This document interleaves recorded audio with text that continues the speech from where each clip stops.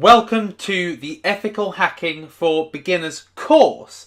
I'm Superman. I'm co-instructing with Snehill Care. I wanted to talk to you before we go any further about ethical hacking. Now, ethical hacking consists of two words, ethical and hacking. Now, hacking encompasses a broad range of activities. Generally, the act of hacking is having a system, any system, and doesn't necessarily have to be a computer. Although most dictionaries, or if you looked up the term hacking, would be to do with computers.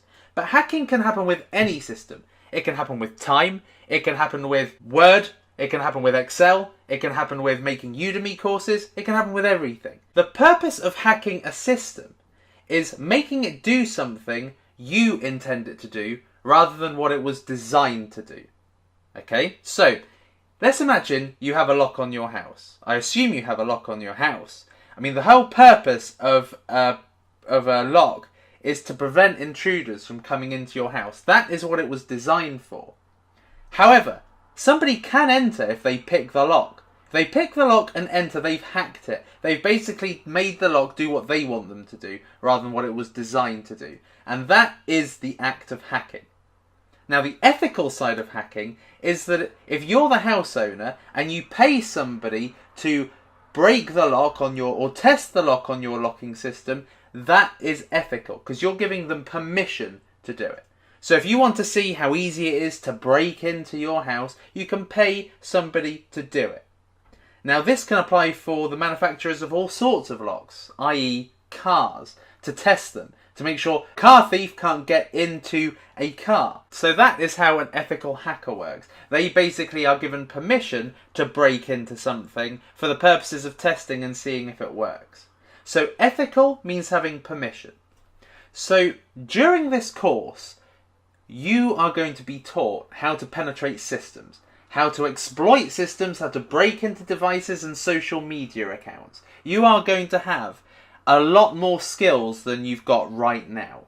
So at the end of this course, you are going to have the ability to hack accounts and do serious damage, potentially with legal implications. So before we start, I wanted to include a disclaimer that we do not encourage any sort of illegal activity. We are against it. We advise against illegal activity.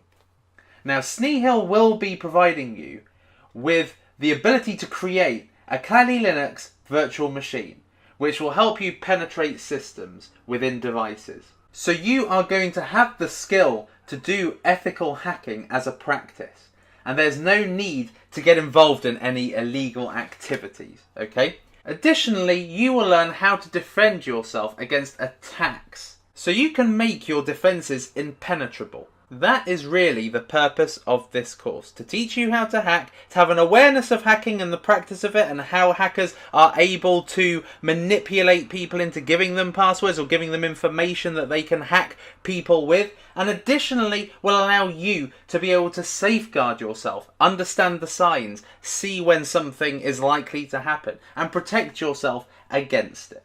So, I hope you enjoy the series of lectures coming up, because they are brilliant. They are really going to help you understand how to ethically hack systems. So, we will see you in the next lecture.